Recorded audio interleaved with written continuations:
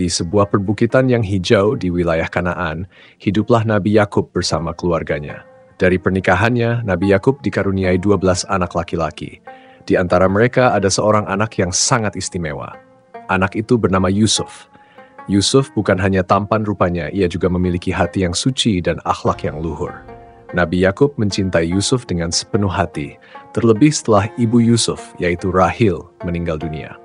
Akan tetapi, kasih sayang yang sangat besar kepada Yusuf menimbulkan rasa iri di hati saudara-saudaranya yang lain. Hal itu membuat mereka perlahan-lahan menyimpan kebencian kepada Yusuf. Suatu malam, Yusuf mengalami mimpi yang sangat indah. Mimpi itu begitu jelas dan membingungkan baginya sehingga Yusuf segera menemui ayahnya dan menceritakannya.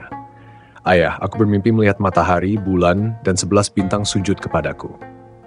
Mendengar cerita tersebut, Nabi Yakub menyimaknya dengan serius. Namun, di dalam hatinya ia merasa khawatir akan sesuatu. "Wahai anakku, jangan ceritakan mimpi ini kepada saudara-saudaramu," pesan Nabi Yakub dengan nada penuh kebijaksanaan. Hari demi hari berlalu, bulan berganti bulan, dan tahun berganti tahun. Rasa iri yang ada dalam hati saudara-saudara Yusuf semakin memuncak. Mereka mulai merasakan ketidakadilan. Mereka melihat bagaimana ayah mereka tampak memberikan lebih banyak perhatian kepada Yusuf dan juga kepada Bunyamin, adik Yusuf, yang juga sangat disayanginya. Hingga pada suatu hari mereka berkumpul di tempat yang jauh dari rumah. Salah satu saudara Yusuf berbicara dengan suara penuh kemarahan. "Wahai saudara-saudaraku, apakah kalian melihat bahwa Yusuf dan saudaranya lebih dicintai oleh ayah kita dibandingkan kita semua? Padahal, kita adalah kelompok yang kuat dan besar. Mengapa ayah lebih mencintai mereka? Ini tidak adil." Mendengar itu, saudara-saudaranya yang lain mengangguk setuju. Mereka merasa dilupakan oleh ayah mereka dan mereka cemburu. Kemudian, kecemburuan itu berubah menjadi kebencian yang membara. Di tengah-tengah perbincangan yang penuh emosi, salah satu dari mereka mengusulkan sesuatu yang mengerikan. "Bunuhlah Yusuf, atau buang dia ke suatu tempat yang jauh supaya perhatian ayah kita hanya terfokus kepada kita." Namun, mendengar usulan tersebut, salah seorang dari mereka yang memiliki hati lebih lembut, yaitu Yehuda, berkata dengan nada tenang, "Jangan kita bunuh Yusuf. Sebaiknya kita lemparkan saja dia ke dalam sumur. Biarkan orang-orang yang lewat menemukannya dan membawanya pergi." Usulan itu disetujui oleh saudara-saudaranya yang lain. Mereka pun segera menyusun rencana jahat mereka. Malam itu mereka pulang ke rumah dengan wajah penuh kepura-puraan. Mereka mendekati ayah mereka dengan senyum yang dipaksakan, seolah-olah mereka adalah anak-anak yang polos dan tak berdosa. "Ayah, izinkanlah Yusuf pergi bersama kami besok. Kami ingin ia ikut bersenang-senang dan bermain dengan kami. Kami akan menjaganya dengan baik," pinta mereka dengan penuh tipu muslihat. Namun Nabi Yakub merasa ada sesuatu yang tidak benar. Dengan nada penuh kekhawatiran ia menjawab, "Sungguh menyedihkan bagiku jika kalian membawa Yusuf pergi. Aku khawatir ia akan dimakan oleh serigala saat kalian sedang lengah bermain." Saudara-saudara Yusuf segera mencoba menenangkan ayah mereka. Mereka meyakinkan Nabi Yakub dengan kata-kata manis yang dirancang untuk meredam kecemasannya. "Ayah, jika serigala memakannya sementara kami adalah sekelompok yang kuat, maka kami benar-benar dalam kerugian yang besar. Kami berjanji ayah Yusuf akan baik-baik saja," kata mereka dengan nada yang dibuat-buat, seolah-olah mereka benar-benar peduli. Setelah banyak pembicaraan dan rayuan, Nabi Yakub dengan berat hati mengizinkan mereka membawa Yusuf. Malam itu sebelum tidur, Nabi Yakub memeluk Yusuf dengan sangat erat. "Yusuf, ingatlah, apapun yang terjadi, Allah selalu bersamamu," bisik Nabi Yakub dengan lembut sementara air matanya menetes di pipinya. Ia berdoa dengan sepenuh hati agar Allah melindungi putra kesayangannya. Keesokan paginya, Yusuf dengan polos mengikuti saudara-saudaranya menuju padang pasir yang jauh dari rumah. Dengan hati yang riang, ia tidak menyadari rencana jahat mereka. Saat mereka tiba di tempat yang sepi dan terpencil, suasana tiba-tiba berubah. Wajah-wajah yang tadi tampak penuh kasih kini berubah menjadi wajah yang dipenuhi kebencian. Tiba-tiba mereka menangkap Yusuf dengan kasar. "Saudara-saudaraku, apa yang kalian lakukan? Aku tidak bersalah," teriak Yusuf dengan penuh ketakutan. Namun, saudara-saudaranya sudah kehilangan rasa kasihan. Mereka tak menghiraukan permohonan Yusuf. Dengan kejam, Mereka menyeretnya ke tepi sumur, lalu tanpa ragu mereka melemparkannya ke dalamnya. Tubuh Yusuf terjatuh, menghantam dinding sumur sebelum akhirnya terhempas ke dasar yang dipenuhi air yang dingin. Kegelapan menyelimuti Yusuf, tubuhnya menggigil, tetapi di tengah kegelapan itu ia tidak kehilangan harapan. Ia mengingat ayahnya, doa ayahnya, dan terutama ia mengingat Allah yang Maha Esa. Ya Allah, hanya kepadamu aku berserah, ucap Yusuf dengan keyakinan bahwa Allah akan menolongnya. Malam pun tiba. Saudara-saudara Yusuf kembali ke rumah dengan penuh dusta. Mereka membawa baju Yusuf yang telah mereka lumuri dengan darah palsu untuk menguatkan kebohongan mereka. Dengan air mata buatan, mereka berkata kepada ayah mereka, "Wahai ayah, kami sedang berlomba dan meninggalkan Yusuf di dekat barang-barang kami." Lalu tiba-tiba Yusuf dimakan oleh serigala. Nabi Yakub mengambil baju Yusuf dan melihatnya dengan seksama. Ia segera menyadari bahwa itu adalah kebohongan. Baju Yusuf masih utuh, tidak ada bekas robekan yang seharusnya terjadi jika benar-benar ada serigala yang menyerangnya. Dengan penuh kesedihan, Nabi Yakub berkata, "Sebenarnya yang kalian lakukan telah membuat hatiku hancur. Tetapi aku akan bersabar dengan kesabaran yang indah. Aku yakin Allah akan mengembalikan Yusuf kepadaku." Sementara itu di dalam sumur, Yusuf menunggu takdirnya. Ia tahu takdir ini akan membawanya dari kegelapan menuju cahaya, dari sumur menuju istana, dan dari pengkhianatan menuju kemuliaan. Sebuah perjalanan yang akan menunjukkan kebesaran Allah. Di tengah malam yang sunyi, sebuah kafilah dagang dari Madian sedang dalam perjalanan menuju Mesir. Ketika mereka tiba di dekat sumur itu, mereka berhenti untuk mengambil air. Salah seorang dari mereka menurunkan ember ke dalam sumur, namun betapa terkejutnya ia ketika merasakan sesuatu yang memegang tali ember tersebut. "Lihatlah ini, seorang anak laki-laki. Betapa beruntungnya kita," seru pedagang itu dengan penuh kegirangan. Mereka segera menarik Yusuf keluar dari sumur dan membawanya bersama mereka. Yusuf yang masih ketakutan dan bingung hanya bisa pasrah. Kafilah dagang itu tidak menyadari bahwa anak laki-laki yang mereka temukan adalah seseorang yang kelak akan membawa perubahan besar bagi Mesir dan juga wilayah sekitarnya. Sesampainya di Mesir, mereka segera menuju pasar untuk menjual Yusuf sebagai budak. Di pasar yang ramai dan penuh hiruk-pikuk, Yusuf berdiri di antara para budak lainnya. Tubuhnya lemah karena perjalanan jauh dan hatinya penuh dengan kerinduan kepada keluarganya. Hari itu, seorang bangsawan Mesir bernama Al-Aziz yang memiliki kekuasaan atas perbendaharaan negara sedang berjalan-jalan di pasar. Matanya yang tajam segera menangkap sosok Yusuf. Wajah Yusuf yang tampan dan penuh ketenangan, meskipun dalam posisi sebagai budak, menarik perhatian Al-Aziz. Ia merasakan ada sesuatu yang istimewa dalam diri anak muda itu. "Berapa harga budak ini?" tanya Al-Aziz kepada pedagang budak. Pedagang itu melihat ketertarikan Al-Aziz dan menjawab dengan cepat, "Tuan, untuk budak setampan dan semenarik ini, harganya tidak murah, namun kami akan memberikan harga yang pantas untuk Tuan." Tanpa ragu, Al-Aziz membayar harga yang diminta dan membawa Yusuf ke rumahnya. Di rumahnya yang megah, Yusuf mendapatkan tempat yang layak. Ia tumbuh menjadi seorang pemuda yang cerdas, bijaksana, dan tetap memegang teguh imannya. Allah memberinya kemuliaan dan kecerdasan untuk memahami mimpi serta menafsirkan kejadian dengan kebijaksanaan. Hari demi hari berlalu, di rumah Al-Aziz, istri Al-Aziz semakin terpesona oleh ketampanan dan akhlak Yusuf. Ia mulai menyimpan perasaan yang tidak wajar terhadapnya. Kecantikan dan kedudukan tidak lagi membuatnya puas, karena hatinya kini dipenuhi oleh keinginan terhadap Yusuf. Hingga suatu hari ketika rumah dalam keadaan sepi, ia memanggil Yusuf dan mendekatinya dengan penuh godaan. "Yusuf, tidak akan ada yang tahu apa yang kita perbuat di dalam rumah ini," bisiknya. "Aku bisa membuatmu lebih dari sekadar pelayan di rumah ini. Kau bisa memiliki segalanya. Aku bisa memberikan apapun yang kau minta." Istri Al-Aziz menatap Yusuf dengan penuh rayuan, berharap Yusuf tergoda oleh bujukannya. Namun, Yusuf tetap teguh pada pendiriannya. Ia tahu bahwa kesetiaan kepada Allah jauh lebih berharga daripada kesetiaan kepada manusia. "Maafkan aku," kata Yusuf dengan penuh ketegasan. "Aku berlindung kepada Allah, Dia adalah sebaik-baiknya pelindung." Yusuf berusaha menjauh. Tetapi wanita itu semakin mendekat dan mencoba meraihnya. Dalam kepanikannya, Yusuf berlari menuju pintu untuk melarikan diri. Namun, istri Al-Aziz berusaha menahannya dengan menarik bajunya hingga robek di bagian belakang. Tepat pada saat itu, pintu terbuka dan Al-Aziz berdiri di ambang pintu.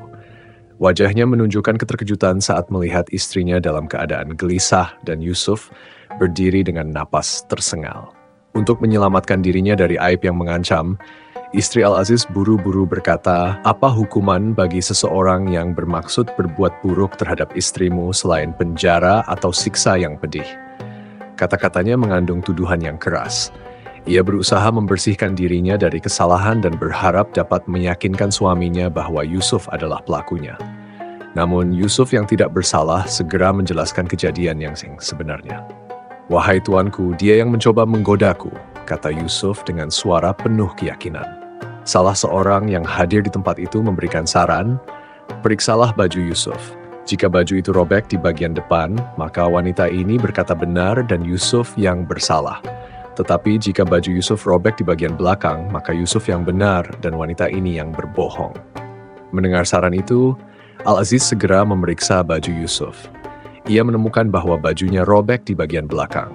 Seketika ia menyadari kebenaran yang sesungguhnya. Dengan nada yang lembut, tetapi penuh kekecewaan, Al-Aziz menegur istrinya, "Wahai wanita, sesungguhnya ini adalah tipu dayamu. Tipu daya kalian memang besar." Meskipun kebenaran telah terungkap, masalah tidak langsung selesai. Gosip tentang kejadian ini segera menyebar ke seluruh kota. Para wanita, terutama istri-istri pejabat, mulai berbisik-bisik dan membicarakan istri Al-Aziz dengan penuh heran dan celaan. Bagaimana mungkin istri Al-Aziz tergila-gila pada budaknya sendiri? Mereka bergunjing dengan nada penuh sindiran. Istri Al-Aziz menggoda pembantunya untuk menundukkan dirinya. Sungguh, cintanya kepada pembantunya sangat besar. Tetapi kita melihat bahwa ia berada dalam kesesatan yang nyata. Mendengar gosip yang beredar di seluruh kota, istri Al-Aziz merasa tersinggung.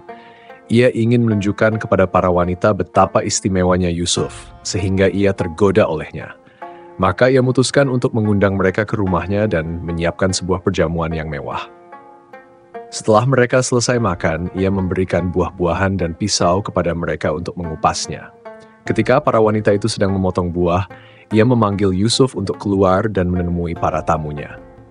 Saat Yusuf memasuki ruangan, suasana mendadak hening. Para wanita terdiam, terpesona oleh ketampanan Yusuf yang luar biasa. Wajahnya begitu bercahaya dan akhlaknya memancar melalui gerak-geriknya yang penuh kesopanan. Tanpa sadar, para wanita itu memotong tangan mereka sendiri dengan pisau yang mereka pegang hingga darah menetes, namun mereka tidak merasakan sakitnya. "Maha suci Allah, ini bukan manusia, ini pasti malaikat yang mulia," seru mereka dengan kekaguman yang tak terkendali. Melihat reaksi mereka, istri Al-Aziz merasa puas. Ia tersenyum dan berkata, "Inilah orang yang kalian cela aku karena dia. Memang benar aku telah mencoba menggodanya, tetapi ia menolakku. Dan jika ia tidak melakukan apa yang aku perintahkan, ia pasti akan dipenjara dan menjadi orang yang hina." Yusuf menghadapi tekanan yang begitu besar, tetapi ia tetap teguh pada prinsipnya. Ia tahu bahwa lebih baik dipenjara daripada berbuat dosa. Dengan penuh ketulusan, ia memohon kepada Allah, "Ya Allah, penjara lebih aku sukai daripada memenuhi ajakan mereka. Dan jika Engkau tidak menghindarkan aku dari tipu daya mereka, maka aku akan cenderung memenuhi keinginan mereka dan aku termasuk orang-orang yang bodoh." Allah yang Maha Mendengar mengabulkan doa Yusuf dan melindunginya dari godaan para wanita itu. Namun, untuk meredakan gosip yang semakin meluas dan menjaga kehormatan keluarganya, Al-Aziz akhirnya memutuskan untuk memenjarakan Yusuf, meskipun ia tahu bahwa Yusuf tidak bersalah. Yusuf akhirnya dijebloskan ke penjara tanpa ada kejelasan kapan ia akan dibebaskan. Namun, meskipun berada di balik jeruji besi, Yusuf tidak pernah kehilangan keyakinannya kepada Allah. Ia menerima keputusan itu dengan penuh kesabaran, yakin bahwa semua yang terjadi adalah bagian dari rencana Allah yang Maha Besar. Di dalam penjara, Yusuf bertemu dengan dua orang tahanan lainnya. Mereka adalah pelayan raja yang telah jatuh dalam ketidakberuntungan. Salah satunya adalah juru minum raja, dan yang lainnya adalah juru roti. Pada suatu malam, masing-masing dari mereka mengalami mimpi aneh yang membingungkan mereka. Keesokan paginya, mereka mendatangi Yusuf dan menceritakan mimpi-mimpi mereka dengan harapan bahwa Yusuf bisa menjelaskannya. Pelayan yang pertama berkata, "Wahai Yusuf, aku bermimpi bahwa aku sedang memeras anggur untuk membuat minuman." Sementara yang kedua berkata, "Aku bermimpi membawa roti di atas kepalaku dan burung-burung memakan roti itu." Yusuf, yang dikenal sebagai orang yang bijaksana dan memiliki kemampuan untuk menafsirkan mimpi, menjawab mereka dengan tenang, "Tidak ada makanan yang akan datang kepada kalian berdua, kecuali aku akan memberitahukan kepada kalian arti dari mimpi kalian sebelum makanan itu sampai kepada kalian."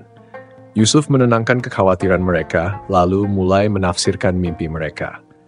Ia berkata kepada pelayan yang pertama, "Wahai sahabat penjaraku, engkau akan kembali kepada tuanmu dan akan melanjutkan pekerjaanmu sebagai juru minum. Engkau akan kembali menyajikan anggur untuk raja." Namun kepada pelayan yang kedua, Yusuf berkata dengan nada yang lebih serius, "Adapun engkau, wahai sahabatku, engkau akan disalib. Engkau akan dihukum dan burung-burung akan memakan sebagian dari isi kepalamu. Ini adalah keputusan yang tidak bisa diubah." Mendengar tafsiran dari Yusuf, kedua pelayan itu sangat terkejut. Namun mereka tahu bahwa Yusuf tidak pernah salah dalam menafsirkan mimpi. Sebelum mereka meninggalkan Yusuf, ia meminta kepada pelayan yang pertama, "Ketika engkau kembali kepada tuanmu nanti, ingatlah aku dan ceritakan kepadanya tentang keadaanku di sini. Mungkin dia akan membebaskanku." Pelayan itu pun berjanji akan mengingat Yusuf. Namun, setelah ia dibebaskan dan kembali ke kehidupan istana yang penuh dengan kemewahan, ia melupakan janjinya. Yusuf tetap mendekam di penjara selama beberapa tahun lagi. Meski demikian, ia tetap sabar dan yakin bahwa Allah memiliki rencana yang lebih besar untuknya. Waktu terus berlalu, hingga suatu malam Raja Mesir mengalami mimpi yang sangat mengganggunya. Dalam mimpinya, ia melihat 7 ekor sapi gemuk yang dimakan oleh 7 ekor sapi kurus. Ia juga melihat 7 bulir gandum yang hijau dan 7 bulir lainnya yang kering dan layu. Mimpi ini membuat sang raja gelisah. Kemudian, ia memanggil semua ahli nujum, peramal, dan orang-orang bijak untuk menafsirkan mimpinya. Namun, tidak satu pun dari mereka yang dapat memberikan jawaban yang memuaskan. Mereka hanya mengatakan bahwa mimpi itu hanyalah bunga tidur yang kacau dan tidak memiliki makna.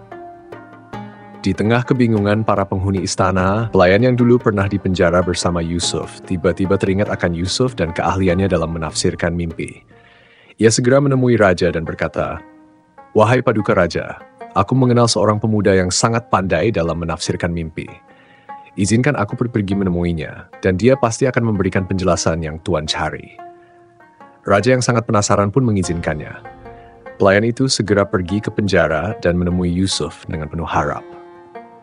"Wahai Yusuf," katanya, raja mengalami mimpi tentang 7 sapi gemuk yang dimakan oleh 7 sapi kurus, serta tentang 7 bulir gandum yang hijau dan 7 bulir gandum yang kering. Raja sangat gelisah, ia membutuhkan jawabanmu. Meskipun telah bertahun-tahun dilupakan, Yusuf tidak pernah mengeluh. Dengan tulus, ia memberikan penafsiran tanpa meminta imbalan ataupun mengajukan syarat untuk dibebaskan. Dengan penuh kesabaran, ia menjelaskan, "Wahai saudaraku, kalian akan menanam selama 7 tahun berturut-turut, dan apa yang kalian panen, biarkanlah di dalam bulirnya, kecuali sedikit yang kalian makan. Kemudian setelah itu akan datang 7 tahun masa sulit yang akan menghabiskan apa yang kalian simpan untuk masa itu, kecuali sedikit dari apa yang kalian sisihkan. Setelah itu akan datang tahun di mana manusia akan mendapatkan hujan, dan mereka akan memeras anggur." Pelayan itu kembali ke istana dan menyampaikan tafsir Yusuf kepada raja. Raja sangat terkesan dengan kebijaksanaan Yusuf. Ia segera memerintahkan agar Yusuf dibebaskan dari penjara dan dibawa menghadap kepadanya. Namun, sungguh mengejutkan, Yusuf menolak untuk dibebaskan sebelum namanya dibersihkan dari tuduhan palsu yang telah menjatuhkannya ke penjara.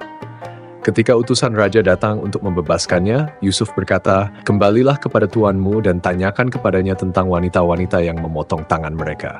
Sesungguhnya Tuhanku maha mengetahui tipu daya mereka." Raja yang penasaran memanggil para wanita itu dan bertanya, "Apa yang terjadi ketika kalian menggoda Yusuf?" Karena berhadapan dengan raja, para wanita itu tidak dapat mengelak lagi.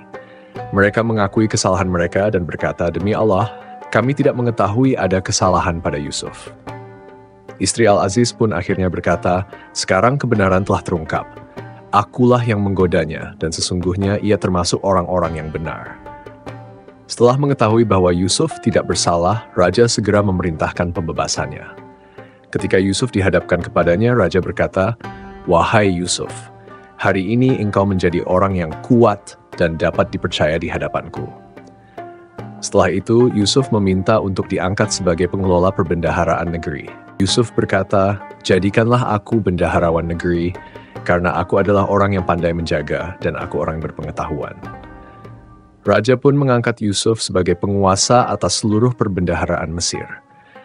Dengan hikmah dan pengetahuannya, Yusuf memimpin negeri itu melewati masa-masa kelimpahan dan masa-masa paceklik yang dihadapi oleh seluruh wilayah Mesir dan sekitarnya. Ketika masa paceklik tiba, orang-orang dari berbagai negeri datang ke Mesir untuk mencari bantuan. Di antara mereka adalah saudara-saudara Yusuf. Mereka datang dari Kanaan untuk membeli gandum. Ketika mereka tiba, Yusuf segera mengenali mereka, tetapi mereka tidak mengenali Yusuf. Yusuf menyembunyikan identitasnya dan berbicara kepada mereka dengan cara yang membuat mereka tidak menyadari bahwa dia adalah saudara mereka yang telah mereka buang bertahun-tahun sebelumnya. Melihat saudara-saudaranya itu, Yusuf kemudian mengatur strategi. Ia menuduh mereka sebagai mata-mata dan memerintahkan mereka untuk membawa adik mereka yang bernama Bunyamin jika mereka ingin mendapatkan lebih banyak gandum. Saudara-saudara Yusuf terkejut, tetapi mereka setuju untuk membawa Bunyamin pada kunjungan berikutnya. Sebagai bentuk penghargaan, Yusuf memberikan mereka gandum lebih banyak daripada yang mereka beli. Ia juga menyembunyikan barang-barang dagangan mereka di dalam karung mereka sebagai kejutan. Ketika mereka kembali ke rumah, mereka menemukan barang-barang dagang mereka telah dikembalikan. Mereka pun mendesak ayah mereka, Nabi Yakub, untuk mengizinkan mereka membawa Bunyamin. Setelah banyak pertimbangan, Yakub akhirnya mengizinkan mereka, tetapi dengan satu syarat. Mereka harus bersumpah akan melindungi Bunyamin dan akan membawanya kembali dengan selamat. Dalam kunjungan berikutnya ke Mesir, Yusuf menyambut mereka dengan keramahan yang sama. Namun, setelah mereka bersiap-siap untuk kembali ke Kanaan, Yusuf memerintahkan agar cawan kerajaan yang berharga disembunyikan di dalam karung milik Bunyamin. Ketika cawan itu ditemukan, Bunyamin dituduh mencuri dan kemudian ia ditahan. Saudara-saudaranya sangat terkejut. Mereka memohon agar Bunyamin dibebaskan, tetapi Yusuf menolak. Setelah merasa tidak ada lagi harapan, mereka kembali kepada ayah mereka dengan hati yang berat. Mereka memberitahukan kejadian yang menimpa Bunyamin. Yakub, yang telah kehilangan Yusuf bertahun-tahun sebelumnya, kini merasa putus asa setelah kehilangan Bunyamin juga. Dengan kesedihan yang sangat dalam, Yakub hanya bisa berdoa kepada Allah dengan kesabaran yang indah. Ia berharap Allah akan mengembalikan anak-anaknya kepadanya. Namun, di balik semua ini, Yusuf telah menyiapkan kejutan besar untuk saudara-saudaranya. Dalam perjalanan mereka yang terakhir menuju ke Mesir, Yusuf mengungkapkan identitas aslinya kepada saudara-saudaranya. Mereka terkejut dan merasa sangat menyesal atas perbuatan mereka di masa lalu. Namun, dengan kemurahan hatinya, Yusuf memaafkan mereka dan meminta mereka untuk membawa ayah mereka ke Mesir agar keluarga mereka dapat bersatu kembali. Ketika kabar ini sampai kepada Yakub, ia sangat gembira hingga penglihatannya yang telah memudar kembali pulih. Setelah bertahun-tahun berpisah, keluarga Nabi Yakub akhirnya bersatu kembali di Mesir. Yusuf berdiri di hadapan mereka sebagai penguasa yang makmur. Subhanallah, begitu banyak hikmah yang dapat kita petik dari kisah Nabi Yusuf. Dari ujian berat yang menimpa beliau sejak kecil, hingga akhirnya Allah mengangkat derajatnya menjadi penguasa yang bijaksana. Kisah ini mengajarkan kepada kita bahwa kesabaran, ketakwaan, dan keikhlasan dalam menerima takdir Allah akan selalu membawa kebaikan yang tidak terduga. Semoga kita semua bisa mengambil pelajaran dari kisah penuh hikmah ini dan semakin mendekatkan diri kepada Allah dalam setiap perjalanan hidup kita. Jangan lupa untuk like, komen, dan share video ini agar semakin banyak yang mendapatkan manfaat dari kisah para nabi. Subscribe channel Lauhul Mahfud dan nyalakan lonceng notifikasinya agar tidak ketinggalan kisah inspiratif berikutnya. Terima kasih sudah menonton, semoga Allah senantiasa memberkahi kita semua. Wassalamualaikum warahmatullahi wabarakatuh.